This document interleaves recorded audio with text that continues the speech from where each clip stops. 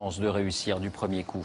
Une nouvelle donne maintenant et un nouveau mouvement de spéculation. Il y a un siècle et demi, c'était la ruée vers l'or en Californie. Aujourd'hui, c'est la ruée mondiale vers le diamant. Les prix s'envolent, portés par la demande chinoise ou indienne. On estime qu'il s'en vendra 2 fois plus d'ici à 2020, mais la production ne suit pas. Qui en profite? On verra ça dans un instant. D'abord, reportage Fanny Stenler, Frédéric Bonne avec nos bureaux à Moscou et à Bruxelles. Le diamant et ses dizaines de facettes. La plus brillante des pierres précieuses, un rêve pour beaucoup, le plus souvent inaccessible. Les diamants, si ça me fait rêver, bien sûr, c'est beau, c'est de l'art, c'est agréable à voir. Ça fait rêver surtout ma fille. Mais d'autres ne se contentent pas de rêver, ils achètent. La preuve, le marché est en pleine hausse. D'ici 2020, selon les experts, la demande de diamants devrait doubler à raison de 6% de croissance par an. Dans le même temps, la production, elle, n'augmentera que de 2,8%. Ce n'est pas le même rythme. L'offre est largement inférieure à la demande, ce qui occasionne une situation de pénurie avec des prix qui s'envolent. Les plus gros acheteurs, et c'est nouveau, on les trouve dans les pays émergents, notamment ici en Russie. Au salon du milliardaire, les parures rivalisent de taille. Il faut dire que les arguments de vente dans les bijouteries de Moscou sont imparables. Vous savez, l'âme russe est ainsi faite. Quand les hommes font ce type de cadeaux au prix élevé à leurs femmes, c'est ainsi qu'ils montrent leurs sentiments, mieux qu'avec des mots. La hausse de la demande, c'est ici à Anvers, en Belgique, dans le quartier des Diamantaires, qu'elle est la plus visible. Dans ces rues ultra sécurisées, nous sommes au cœur d'un marché de plus de 30 milliards d'euros par an. Dans cet atelier, on taille et on expédie les pierres.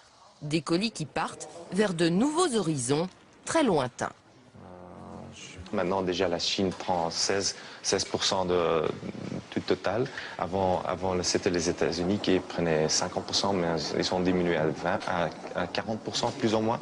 Mais la Chine, ça va continuer. Il y a encore plein de gens qui veulent toujours des bagues avec des diamants. D'Anvers à la place Vendôme à Paris, ces nouveaux acheteurs se permettent toutes les folies, comme cette bague d'exception. Au cœur, une pierre de plus de 5 carats, soit 1 gramme, son prix de vente, 1 million d'euros. Des pièces qui risquent de devenir de plus en plus rares dans les années à venir. Les marchandises sont de plus en plus difficiles à trouver, car qu'est-ce qui est difficile aujourd'hui à trouver? Ce n'est pas réellement le diamant. C'est le diamant dont nous avons besoin dans notre métier, c'est-à-dire les diamants de très grande qualité. Et aujourd'hui, les joailliers espèrent que de nouveaux gisements seront découverts pour continuer à alimenter le marché.